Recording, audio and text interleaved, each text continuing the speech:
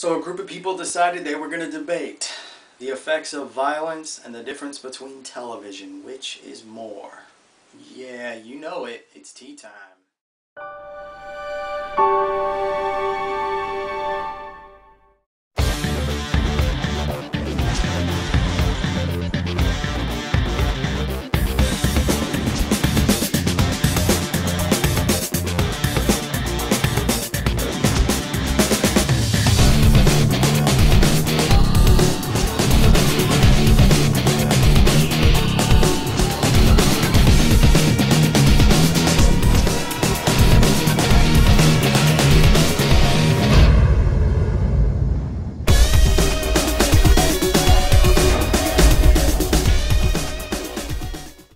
Seen the show? It's called The Right Stuff. Apparently a guy whose last name is Wright hosts it.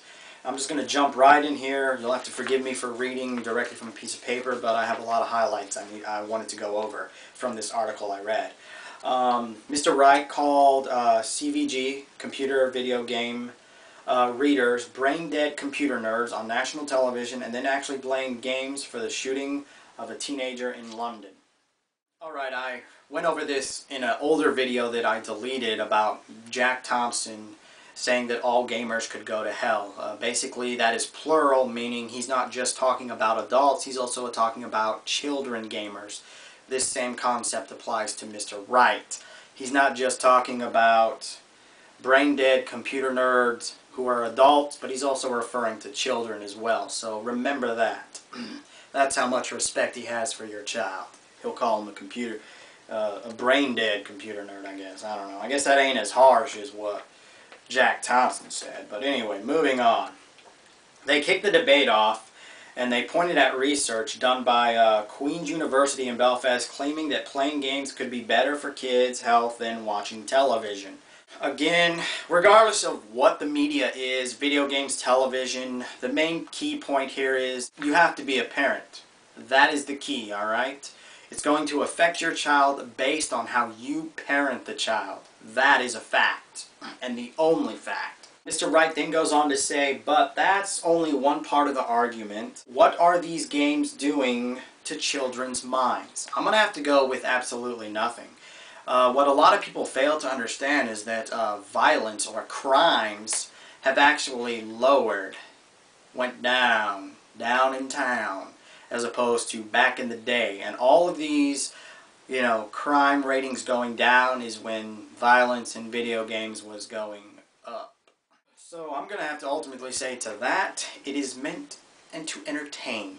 Nothing more, nothing less. They then go saying that 3/4 of 12 to 15-year-olds have a game console in their bedroom, and given that 6 out of the 10 most popular games at the moment are violent shoot-'em-ups, is that a concern? Again, here we are. You know the problem with this? The problem is not violence in video games. The problem is other adults giving a shit about other adults and how they raise their children, alright? So Mr. Wright, Jack Thompson, y'all need to pull your head out of your ass because you don't raise other people's kids. They raise their kids. If they see fit for them to play a violent video game, then that is their decision, not yours. Y'all need to shut your mouth and clearly pull your head out of your ass and let it get some air, alright? You're not the parent. Until you become the parent, which Mr. Jack Thompson is, then you can educate and teach your children the ways of your ignorance. He added, ending with this doozy, and having been on the receiving end of countless abusive and ill-informed rants from the gaming community, I reckon the experts might be on to something. Why is it that everyone does this? Alright? Why do they feel the need to do this? This is completely retarded. Of course the gaming community is going to get mad at you because I guarantee you 100% fact that you didn't have your facts right. He basically said that the gaming community, which would be you, me, and anybody else, didn't have our facts right. But the reality of it is there are plenty of people out there who can give you the facts that these idiots don't give you. And I'm not talking about the people that wrote this article, but I'm talking about Mr. Wright, Jack Thompson, Glenn Beck, idiots like that.